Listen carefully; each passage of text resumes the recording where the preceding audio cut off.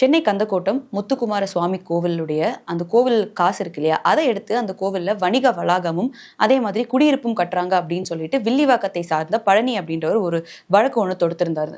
இந்த வழக்கை சென்னை உயர்நீதிமன்ற தலைமை நீதிபதியாக இருக்கும் ஸ்ரீவத்சவா மற்றும் நீதிபதி அருள்முருகன் அவர்கள் இதை விசாரிக்கிறாங்க. ஸோ இது விசாரணைக்கு வரும்போது பழனி அவர்கள் என்ன சொல்றாங்க அப்படின்னு பார்த்தீங்கன்னா, HRNC கோவிலுடைய காசை எடுத்து இப்படி பண்ணக்கூடாது அப்படின்னு முதலே கோர்ட் சொல்லியிருக்காங்க. பட் இருந்தும் அதை மீறி அவங்க பண்றாங்க அப்படின்னு சொல்லியிருந்தாங்க. அதற்கு தமிழக அரசு தரப்புல என்ன சொல்லியிருக்காங்க அப்படின்னா, கிட்டத்தட்ட 80% இதனுடைய வேலை முடிந்தெடுத்து இதுக்கு 7 கோடி நாங்க செலவு பண்ணியிருக்கோம். அது மட்டும் இல்லாம இதை கட்டி முடிச்சிட்டோம் அப்படின்னா கோவிலுக்கு இதுல இருந்து மாசம் 7 லட்சம் ரூபாய் வருமானம் வரும் அப்படின்னு சொல்லியிருக்காங்க.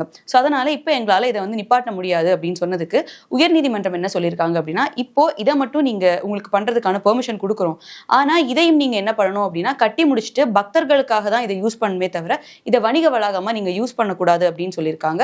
அதையும் தொடர்ந்து மேற்கொண்டு இந்த மாதிரி எந்த கோவிலினுடைய காசை எடுத்து வணிக வளாகங்கள் எதுவுமே கட்டக்கூடாது, பக்தர்களுக்கு தேவையான இது மட்டும்தான் அங்க பில் பண்ணும் அப்படின்னு சொல்லியிருக்காங்க. ஸோ இதற்கு உயர்நீதிமன்றம் ஹிந்து அறநிலைத்துறை ஆணையருக்கு ஒரு சுற்றறிக்கையை போடணும் அப்படின்னு சொல்லியிருக்காங்க. அதாவது இங்க இருக்கும் எல்லா கோவில்களுக்கும் இந்த மாதிரி ஒரு சுற்றறிக்கையை நீங்க போடணும், இல்ல அதுக்கு நீங்க தவறினீங்க அப்படின்னு வச்சா இஃப்கேஸ் நீங்க பண்ணல அப்படின்னா கண்டிப்பா உங்க மேல நீதிமன்ற அவமதிப்பு வழக்கு தொடுக்கப்படும் அப்படின்ட்டு நீதிபதிகள் சொல்லியிருக்காங்க.